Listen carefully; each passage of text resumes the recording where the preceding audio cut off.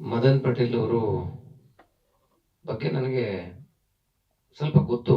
ಆದರೆ ಇವತ್ತೊಂದು ಇದನ್ನ ತೋರಿಸಿದ್ರು ಅವ್ರದ್ದು ವಿಡಿಯೋನ. ಆದರೆ ಇನ್ನ ತಿಳ್ಕೋಬೇಕು ಅಂತ ನನಗೆ ಇವಾಗ ಅನ್ನಿಸ್ತು ನನಗೆ. ಯಾಕೆಂತಂದ್ರೆ ನಾವೇನು ಅನ್ಕೊಂಡಿರ್ತೀವಿ ಅದರ ಹಿಂದೆ ಬಹಳ ಇರುತ್ತೆ ಏನೇನೋ. ಸೊ ಅದನ್ನ ಅರ್ಥ ಮಾಡ್ಕೊಂಡಾಗ ಮಾತ್ರ ಮನುಷ್ಯ ಏನು ಅಂತ ಗೊತ್ತಾಗ್ಲಿಕ್ಕೆ ಸಾಧ್ಯ. ನಾವೇನು ನಮ್ಮ ಒಂದು ದೃಷ್ಟಿನಲ್ಲಿ ಅನ್ಕೊಂಡಿರ್ತೀವಿ ಅಷ್ಟು ಸಾಲದು ಪ್ರತಿಯೊಬ್ಬರ ಬಗ್ಗೆನು ಅಂತ ನನ್ನ ಅನಿಸಿಕೆ. ಹಾಗೇನೆ ಇವತ್ತು ಈ ಒಂದು ಚಿತ್ರ 25 ದಿನ ಪೂರೈಸಿದೆ ಅಂತ ಅಂದ್ರೆ ನಿಜವಾಗ್ಲೂ ಕೂಡ ಅವ್ರು ಹೇಳ್ದಂಗೆ ಇವತ್ತಿನ ದಿನಗಳಲ್ಲಿ 25 ದಿವಸ ಮುಗಿಸೋದು ಬಹಳ ಕಷ್ಟ. ಮುಗಿಸಿದೆ ಅಂತ ಅಂದ್ರೆ ಅದು ಮೊದಲ ಕ್ರೆಡಿಟ್ ಹೋಗ್ಬೇಕಾಗಿರೋದು ಮಯೂರ್ ಅವ್ರಿಗೆ. ಮಯೂರ್ ಪಟೇಲ್ ಅವರು ನಿರ್ದೇಶನ ಅಷ್ಟರ ಮಟ್ಟಿಗೆ ಅದರಲ್ಲಿ ತಾಕತ್ತಿದೆ ಅಂತ ಅಂದ್ರೆ ನೀವು ಒಂದು ಹೊಸ ನಿರ್ದೇಶಕರಾಗಿ ಇವತ್ತು ಉದಯ ಆಗಿದ್ದೀರಿ ಅಂತ ನನ್ನ ಅನಿಸಿಕೆ. ಅದರಿಂದ ನೀವು ಅದ್ರ ಬಗ್ಗೆ ನೀವು ಕಾನ್ಸಂಟ್ರೇಟ್ ಮಾಡಿದ್ರೆ ನಿಜವಾಗ್ಲೂ ಕೂಡ ಬಹಳ ಒಳ್ಳೇದು ಅಂತ ನನ್ನ ಒಂದು ಇದು. ಯಾಕೆಂದ್ರೆ ನಾನು ಹೇಳೋದು ಯಾವ್ದಾದ್ರು, ಈಗ ನಾನು ನಡೆದು ಬಂದ ದಾರಿ ಇರ್ಬೋದು, ನಾವೆಲ್ಲ ಇಲ್ಲಿ ಕೂತಿರೋರೆಲ್ಲರೂ ಕೂಡ ಏನ್ ಸುಮ್ಮನೆ ಏನ್ ಬಂದಿಲ್ಲ. ಎಲ್ಲರ ಹಿಂದೆನೂ ಒಂದೊಂದು ಸ್ಟೋರಿ ಇದೆ. ಎಲ್ಲರೂ ಕೂಡ ಒಂದಲ್ಲ ಒಂದ್ ರೀತಿಯಲ್ಲಿ ಕಷ್ಟಪಟ್ಟೆ ಬಂದೇ ಇಲ್ಲಿ ಕೂತಿರೋದು ಇವತ್ತಿನ ದಿವಸ. ಸೊ ಯಾರು ಶ್ರೀಮಂತರ ಮಕ್ಕಳಾಗಿ ಶ್ರೀಮಂತರಾಗಿ ಏನಾದ್ರೂ ಒಂದ್ ಮಾಡ್ತಾರೆ ಅಂದ್ರೆ ಅದಕ್ಕೇನು ಅಷ್ಟು ನನ್ಗೇನು ಅದು ಅತಿಶಯ ಅನ್ಸಲ್ಲ. ಆದ್ರೆ ಸ್ಕ್ರಾಚ್ ಇಂದ ಬಂದು ಏನಾದ್ರೂ ಒಂದು ತನ್ನದೇ ಆದಂತ ಒಂದು ಅಸ್ತಿತ್ವನ ಬೆಳೆಸ್ತಾರೆ, ಅವರು ಇಟ್ಕೋತಾರಲ್ಲ, ಅವರು ನಿಜವಾಗ್ಲೂ ಕೂಡ ಒಂದು ಸಾಧಕರು ಅಂತ ಹೇಳ್ಬೋದು. ಆ ನಿಟ್ಟಿನಲ್ಲಿ ಇವತ್ತು ಮದನ್ ಪಟೇಲ್ ಅವರು ಇದ್ದಾರೆ, ಅವ್ರ ಮಗನು ಕೂಡ ಆ ನಿಟ್ಟಿನಲ್ಲಿ ತರಬೇಕು ಅಂತ ಯೋಚನೆ ಮಾಡ್ತಾ ಇದ್ದಾರೆ.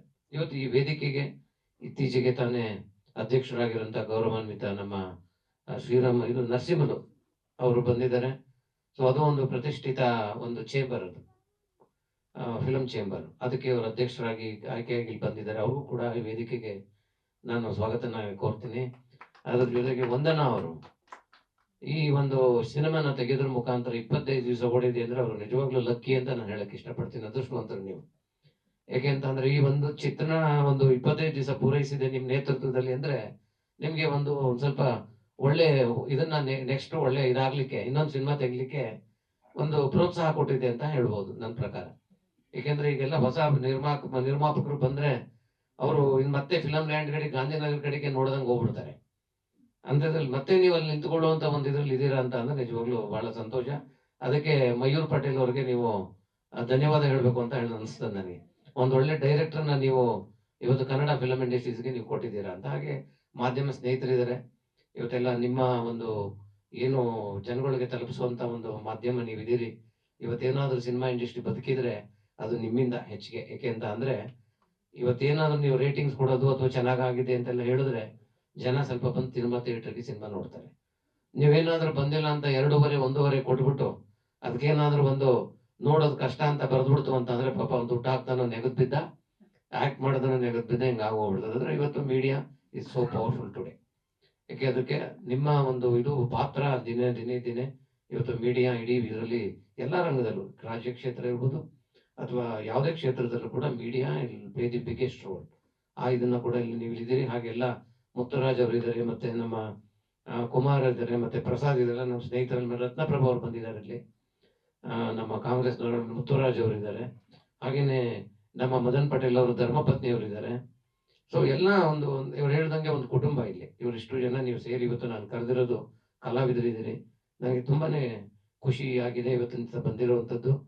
ಮದನ್ ಪಟೇಲ್ ಅವರು ರಾಜಕೀಯದಲ್ಲೂ ಕೂಡ ನಮ್ಮ ಜೊತೆನಲ್ಲಿದ್ದಾರೆ, ನಾವೆಲ್ಲ ಜೊತೆನಲ್ಲಿ ಕೆಲಸ ಮಾಡ್ತಾ ಇದ್ವಿ. ನಿಜವಾಗ್ಲೂ ಕೂಡ ಒಂದು ಸ್ವಾಭಿಮಾನ ಇರುವಂತ ವ್ಯಕ್ತಿ ಅಂತ ಅಂದ್ರೆ ಅದು ಮದನ್ ಪಟೇಲ್. ಯಾವತ್ತೂ ತನ್ನ ವ್ಯಕ್ತಿತ್ವನ ಕಾಂಪ್ರಮೈಸ್ ಮಾಡ್ಕೊಳ್ಳದೆ, ಯಾವುದೇ ನಾವು ಕಾಂಗ್ರೆಸ್ ಪಕ್ಷಾಧಿಕಾರ ಇದನ್ನ ಕೆಲಸ ಕೊಟ್ಟರೆ ಒಂದೇ ಒಂದು ರೂಪಾಯಿನ ದುಡ್ಡು ಕೇಳದೇನೆ ತನ್ನ ಸ್ವಾಭಿಮಾನವಾಗಿ ಎಲ್ಲಾ ಕಡೆನೂ ತನ್ನ ವ್ಯಕ್ತಿತ್ವನ ಮೆರೆದಿರುವಂತ ಒಂದು ವ್ಯಕ್ತಿ ಅಂತ ಅಂದ್ರೆ ಅದು ಮದನ್ ಪಟೇಲ್. ಸೊ ಅವರು ಅದು ತನ್ನದೇ ಆದಂತ ಒಂದು ದಾರಿನಲ್ಲಿ ಆ ಕಾಂಗ್ರೆಸ್ ಪಕ್ಷದಲ್ಲಿ ಒಂದು ಇದನ್ನ ಗುರುತಿಸ್ಕೊಂಡಿದ್ದಾರೆ. ಮುಂದಿನ ದಿನಗಳಲ್ಲಿ ನಿಜವಾಗ್ಲೂ ಕೂಡ ಬಹಳ ಒಳ್ಳೆ ದಿನಗಳು ಅವ್ರಿಗೆ ಮುಂದೆ ಕಾಯ್ದಿದೆ. ಅದು ಇಲ್ಲಿ ತನಕ ಏನು ನಡ್ಕೊಂಡು ಬಂದಿದ್ದಾರೆ ಅದಕ್ಕೆ ಸರಿಯಾದ ಬೆಲೆ ಸಿಗ್ಬೇಕು. ಯಾವುದೇ ಕ್ಷೇತ್ರದಲ್ಲಾಗಲಿ ಸರಿಯಾದ ಬೆಲೆ ಸಿಗ್ಬೇಕು, ಅದು ಸಿಗುತ್ತೆ. ಅದಕ್ಕೆ ಅವ್ರೇನು ಅಷ್ಟೊಂದು ಯೋಚನೆ ಮಾಡೋ ಅವಶ್ಯಕತೆ ಇಲ್ಲ ಅಂತ ನನ್ನ ಅನಿಸಿಕೆ. ಯಾಕೆಂತಂದ್ರೆ ಇವತ್ತು ನಾನು 2ನೇ ಬಾರಿಗೆ ರಾಜ್ಯಸಭಾ ಮೆಂಬರ್ ಆಗಿದ್ದೀನಿ, ಮತ್ತೆ ಕಾರ್ಯಾಧ್ಯಕ್ಷನಾಗಿದ್ದೀನಿ ರಾಜ್ಯಕ್ಕೆ ಡಿ.ಕೆ. ಶಿವಕುಮಾರ್ ಅವರ ಅಧ್ಯಕ್ಷತೆಯಲ್ಲಿ. ಹಾಗಾಗಿ ನಾವೆಲ್ಲ ಒಟ್ಟಿಗೆ ಕೆಲಸ ಮಾಡ್ತಾ ಇದೀವಿ. ಎಲ್ಲಾ ಕಡೆನೂ ಸೆಕೆಂಡ್ ಥರ್ಡ್ ಜನರೇಷನ್ ನ ಹುಟ್ಟು ಹಾಕ್ತಾ ಇರ್ಬೇಕು ಅವಾಗ ಅವಾಗ. ಇವಾಗ ನೀವು ಕನ್ನಡ ಫಿಲಂ ಇಂಡಸ್ಟ್ರಿನೇ ತಗೊಳ್ಳಿ, ಹೀರೋಗಳ ಕೊರತೆನೇ ಜಾಸ್ತಿ ಆಗ್ಬಿಟ್ಟಿದೆ. ಇವತ್ತು ಹೀರೋಗಳೇ ಇಲ್ಲ, ಅಷ್ಟು ಜನ ಇದು ಫಿಲ್ಮ್ ಮಾಡ್ಬೇಕು ಅಂತ ಅಂದ್ರೆ ಹೀರೋಗಳೇ ಇಲ್ಲ. ಹೀರೋಗಳು ಇರೋರು ಕೂಡ ದುಡ್ಡನ್ನ ತಂದ್ಕೊಡುವಂತ ಹೀರೋಗಳು ಕಮ್ಮಿ, ಸಂಖ್ಯೆ ತುಂಬಾ ಕಮ್ಮಿ ಆಗ್ಬಿಟ್ಟಿದೆ.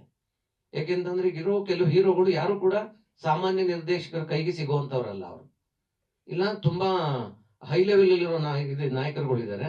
ಇಲ್ಲ ಅಂತ ಅಂದ್ರೆ ದುಡ್ಡ ತಂದ್ಕೊಡಕ್ ಆಗದೇನೆ ಇರುವಂತ ನಿರ್ಮಾಪಕರಿಗಾಗ್ಲಿ ಅಥವಾ ಒಂದು ಸಿನಿಮಾ ಓಡೋದಕ್ಕಾಗ್ಲಿ ಅದನ್ನ ಇದು ಮಾಡೋಕ್ ಆಗೋಂತ ಒಂದು ನಾಯಕ ನಟರುಗಳು ಕೂಡ ಕಮ್ಮಿ ಇದೆ. ಅದಕ್ಕೆ ಕಾರಣ ಕೂಡ ನಿರ್ದೇಶಕರ ಕೊರತೆ. ಒಂದು ನಿರ್ದೇಶನ ತುಂಬಾ ಚೆನ್ನಾಗಿತ್ತು ಅಂತ ಅಂದ್ರೆ ಸಿನಿಮಾ ಹೇಗಾದ್ರೂ ನೋಡ್ತಾರೆ. ಸೊ ಅದರಿಂದ ಎಲ್ಲೋ ಒಂದ್ ಕಡೆ ನಾವು ಇವತ್ತು ಯಾವುದೇ ಇಂಡಸ್ಟ್ರಿನಲ್ಲಿ ಇದ್ರೂ ಕೂಡ, ನಾನು ಯಾಕೆ ಇದನ್ನ ಹೇಳ್ತಾ ಇದ್ದೀನಿ ಅಂದ್ರೆ ಮಯೂರ್ ಪಟೇಲ್ ಅವ್ರಿಗೆ ನಾನು ಸಾಕಷ್ಟು ಸಿನಿಮಾ ನಿಮ್ದನ್ನ ನಾನು ಮನೇಲಿ ಕೂತಿದ್ದಾಗ ಅಲ್ಲಿ ಇಲ್ಲಿ ನೋಡಿದಾಗ ನಾನು ನಿಮ್ಮ ಮೂರ್ನಾಲ್ಕು ಸಿನಿಮಾ ನಾನು ನೋಡಿದ್ದೀನಿ ಒಂದು ಸ್ವಲ್ಪ. ಯಾಕೆಂತಂದ್ರೆ ಮದನ್ ಅವ್ರ ಮಗ ಅಂತ ಅನ್ನೋ ಕಾರಣಕ್ಕೆ ನೋಡೋಣ ಹೆಂಗ್ ಮಾಡಿದ ನಮ್ಮ ಹುಡುಗ ಅಂತ ಅಂದ್ಬಿಟ್ಟು ಒಂದು 3-4 ಫಿಲಮ್ ನಾನು ನೋಡಿದ್ದೀನಿ. ನಾನು ಬಹಳ ಖುಷಿಯಾಗಿದೆ ನನಗೆ. ಸೊ ಆ ನಿಟ್ಟಿನಲ್ಲಿ ನೀವು ಇವಾಗ ಅಟ್ಲೀಸ್ಟ್ ನಿರ್ದೇಶನಕ್ಕೆ ಬಂದಿದ್ದೀರಿ, ಅದ್ರಲ್ಲಿ ಮಾಡಿ. ಯಾವ ಫೀಲ್ಡ್ ಆದ್ರೂ ಕೂಡ ಅದೇನು ಯಾರಪ್ಪನ ಮನೆದು ಏನಲ್ಲ ನನ್ನ ಪ್ರಕಾರ. ನಾವು ನಿಂತ್ಕೊಂಡು ಜಯಿಸಿದ್ರೆ ಅದು ನಂದೇ. ಮನುಷ್ಯನಿಗೆ ಧೈರ್ಯ ಇರ್ಬೇಕಷ್ಟೇ.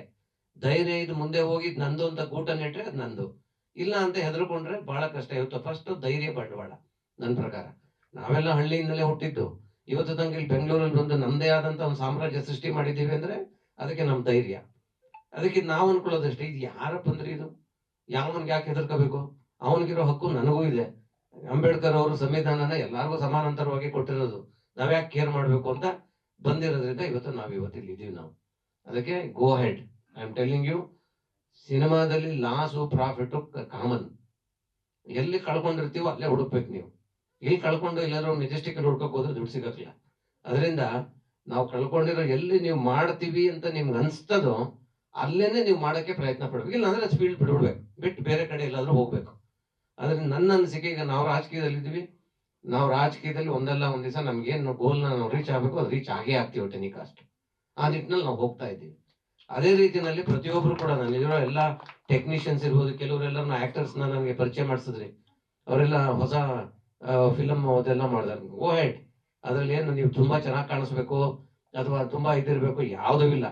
ಇವತ್ತು ಕಥೆನೇ ಹೀರೋ. ಎಷ್ಟೋ ಜನ ಹೀರೋಗಳಿಗೆ ಅವ್ರಿಗೆಲ್ಲ ಯಾವ್ದು ಫೇಸೇ ಇಲ್ಲ. ಅಂಥದ್ರಲ್ಲಿ ಸಾಧ್ಯತೆ ಇದೆ. ಅಂದ್ರೆ ನೀವು ಅದನ್ನ ಯಾವ ರೀತಿ ಉಪಯೋಗಿಸ್ಕೋಬೇಕು, ಆಡಿಯನ್ಸ್ ನಾನು ಹೇಳ್ತಾ ಇರೋದು. ನಾನು ಎಷ್ಟೋ ಇವಾಗ ನಾವು ನೋಡ್ತಾ ಇದೀವಿ, ಅದರಲ್ಲಿ ಹೀರೋಗಿಂತ ಹೆಚ್ಚಾಗಿ ಅಲ್ಲಿ ಕತೆ ಇಷ್ಟ ಆದ್ರೆ ಬಹಳ ಚೆನ್ನಾಗಿ ಜನ ಎಂಜಾಯ್ ಮಾಡುವಂತ ಒಂದು ಕಾಲ ಇವಾಗ. ಏನ್ ಬೇಕು ಲೇಟೆಸ್ಟ್ ಆಗಿ ಅದನ್ನ ಮಾಡುವಂತದ್ದು ಇರ್ಬೇಕು ಇವಾಗ. ಅದರಿಂದ ಈಗೆಲ್ಲ ನೀವು ಫಿಲಂ ಇಂಡಸ್ಟ್ರಿ, ನಮ್ಗೆ ಅಷ್ಟು ಸಿನಿಮಾ ಇಂಡಸ್ಟ್ರಿ ಬಗ್ಗೆ ಅಷ್ಟು ಇದಿಲ್ಲ, ನಮ್ಗೆ ಅನುಭವ ಇಲ್ಲ ಏನಾದ್ರು ಜಾಸ್ತಿ ಮಾತಾಡೋದಕ್ಕೆ. ಒಂದಂತೂ ನಮಗೆ ಗೊತ್ತಾಗ್ತಾ ಇರೋದಂದ್ರೆ ಇವತ್ತು ಹೀರೋಗಳ ಕೊರತೆ ಇದೆ ಅನ್ನೋದು ನಮ್ಮ ಕನ್ನಡ ಇಂಡಸ್ಟ್ರಿಗೆ. ಅದಂತೂ ನಾನು ಧೈರ್ಯವಾಗಿ ಹೇಳಬಲ್ಲೆ. ನಾನು ಅದರ ಅವಶ್ಯಕತೆ ಇದೆ, ನಿರ್ದೇಶಕರ ಅವಶ್ಯಕತೆ ಇದೆ. ಅದನ್ನು ಮುಂದೊಂದು ದಿನಗಳಲ್ಲಿ ದಯವಿಟ್ಟು ನಿಮ್ಮಂತ ನಿರ್ದೇಶಕರು ತನ್ನಿ, ಗೊತ್ತಾಯ್ತಾ? ಸೊ ಆಕ್ಟೇ ಮಾಡ್ಬೇಕು ಅಂತ ಏನಿಲ್ಲ, ಅದನ್ನ ತನ್ನಿ. ಅದನ್ನ ತಂದಂತ ಸಂದರ್ಭದಲ್ಲಿ ಒಂದು ಒಳ್ಳೆ ಕೊಡುಗೆ ಕನ್ನಡ ಇಂಡಸ್ಟ್ರೀಸ್ಗೆ ಕೊಟ್ಟಂಗಾಗುತ್ತೆ, ಅಷ್ಟು ಹೇಳ್ತೀನಿ. ಮತ್ತೆ ನಮ್ಮ ಅದೇ ಇವ್ರಿಗೆ ಇದು ಪ್ರೊಡ್ಯೂಸರ್ಗೆ ಲಾಸ್ ಆಗ್ದಂಗೆ ಮಾಡಿದಿರಲ್ಲ, that is a very great thing what you have done. So ಅದರಿಂದ ಅಷ್ಟು ಮಾಡಿ ಇವತ್ತು ನಾನು ಕರೆದಿದ್ದಕ್ಕೆ ನಂಗೆ ಬಹಳ ಖುಷಿಯಾಗಿದೆ. ಮದನ್ ಅವರು ಮೊನ್ನೆ ನನ್ಗೆ ಹೇಳಿದಾಗ, ನಾವು ಆಕ್ಚುಲಿ ಮಂಡೇ ಇದ್ದಿದ್ದು ಕಾರ್ಯಕ್ರಮ, ಸೋಮವಾರ. ನಾನು ನಾಳೆ ಇರ್ತಿರಲಿಲ್ಲ, ಅದಕ್ಕೆ ಅವ್ರ ಪಾಪ ನನಗೋಸ್ಕರ ಹಿಂದೆ ಸಂಡೆ ಇವತ್ತಿಗೆ ಬದಲಾಯಿಸ್ಕೊಂಡು ಕರೆದ್ರು. ಅದಕ್ಕೆ ನಾನು ಆಯ್ತು ಬಂದು ಹೋಗ್ತೀನಿ ಅಂತ ಹೇಳಿ ಬಂದಿದ್ದೀನಿ. ಇನ್ನ ನಿಮ್ಮೆಲ್ಲರಿಗೂ ಕೂಡ ಮುಂದಿನ ದಿನಗಳಲ್ಲಿ ಒಳ್ಳೇದಾಗ್ಲಿ. ನಮ್ಮಿಂದ ಏನಾದ್ರೂ ಸಹಕಾರ ಬೇಕು ಅಂತ ಅಂದ್ರೆ ದಯವಿಟ್ಟು ಹೇಳಿ. ನಾವು ಸಂಪೂರ್ಣವಾಗಿ, ಇವಾಗ ನಮ್ದೇ ಸರ್ಕಾರನೂ ಇದೆ, ಆ ಸರ್ಕಾರದ ವತಿಯಿಂದನೂ ಕೂಡ ಏನಾದ್ರೂ ಆಗ್ಬೇಕಿದ್ರೆ ನಮ್ಮ ಕಡೆಯಿಂದ ನಾವು ಮಾಡೋದಕ್ಕೆ ನಾವು ಖುದ್ದಾಗಿ ನಾವೇ ಬಂದು ಮಾಡಕ್ ಪ್ರಯತ್ನ ಪಡ್ತೀವಿ. ಯಾಕಂದ್ರೆ ಕನ್ನಡ ಫಿಲಂ ಇಂಡಸ್ಟ್ರಿ ಬೆಳಿಬೇಕು. ನಾನು ಸಾಕಷ್ಟು ವಿಡಿಯೋಗಳನ್ನ ಮಾಡಿದ್ದೀನಿ. ನಾನು ನೀವು ನೋಡಿರ್ಬೋದು, ಹಿಸ್ಟ್ರಿ ಬಗ್ಗೆ, ಕನ್ನಡ ಚರಿತ್ರೆ ಬಗ್ಗೆ, ಕರ್ನಾಟಕದ ಬಗ್ಗೆ.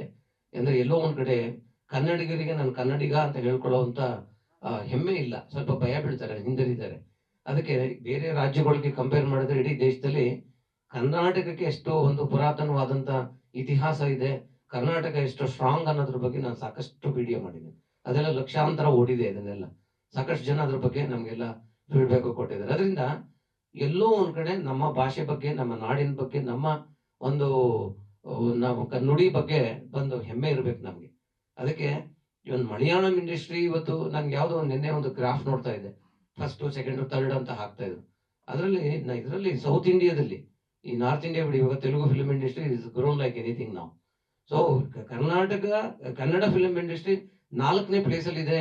ಇದಕ್ಕೆ ಸೌತ್ ಇಂಡಿಯಾದಲ್ಲಿ ಬೇರೆ ಲ್ಯಾಂಗ್ವೇಜ್ ಕಂಪೇರ್ ಮಾಡಿದಾಗ ಅಂತ ಅಂದಾಗ ನಂಗೆ ತುಂಬಾನೇ ಬೇಜಾರಾಯ್ತು. ಏನಪ್ಪ ಈ ಹಂತಕ್ಕೆ ನೋಡಿದ್ರು ಅಂದ್ರೆ ಆಕ್ಟರ್ಸು ಇವತ್ತು ಯಾವ್ದಾದ್ರು ಲೆವೆಲ್ಗೆ ಹೋಗ್ತಾ ಇದ್ದಾರೆ. ಬಟ್ ಆದ್ರೆ ನಮ್ಮ ಫಿಲಮ್ಗಳು ಬೇರೆ ಇದಕ್ಕೆ ಕಂಪೇರ್ ಮಾಡಿದ್ರೆ ಆ ರಿಚ್ನೆಸ್, ಆ ಒಂದು ಹಂತಕ್ಕೆ ನಾವಿನ್ನ ಹೋಗಿಲ್ವಲ್ಲ ಅನ್ನೋದು, ಅಪ್ಸ್ ಅಂಡ್ ಡೌನ್ಸ್ ಇರುತ್ತೆ, ಆದ್ರೆ ಅದು ಹೋಗ್ಬೇಕು ಅನ್ನೋದು ನನ್ನ ಅನಿಸಿಕೆ. ಸೊ ಅದರಿಂದ ನೀವೆಲ್ಲ ಮುಂದೆ ಇದು ನಾವು ಭವಿಷ್ಯದಲ್ಲಿ ನೋಡುವಂತ ಒಂದು ಎಲ್ಲ ಒಳ್ಳೆ ನಾಯಕರಾಗಿ ಅಂದ್ರೆ ಇದಾಗಿ ಸಿನಿಮಾಗಳನ್ನ ತೆಗೆಯೋದ್ರ ಮುಖಾಂತರ ಕನ್ನಡ ನಾಡಿಗೆ ಒಂದು ಕೊಡುಗೆ ಕೊಡಬೇಕು ನೀವೆಲ್ಲ ಸೇರಿ ಅಂತ ಕೇಳ್ಕೊಂಡು ನಾನು ಮಾತು ಮುಗಿಸ್ತೀನಿ. ನಮಸ್ಕಾರ. Thank you. ಗ್ಯಾರಂಟಿ ನ್ಯೂಸ್, ಸುದ್ದಿ ಖಚಿತ, ನ್ಯಾಯ ನಿಶ್ಚಿತ.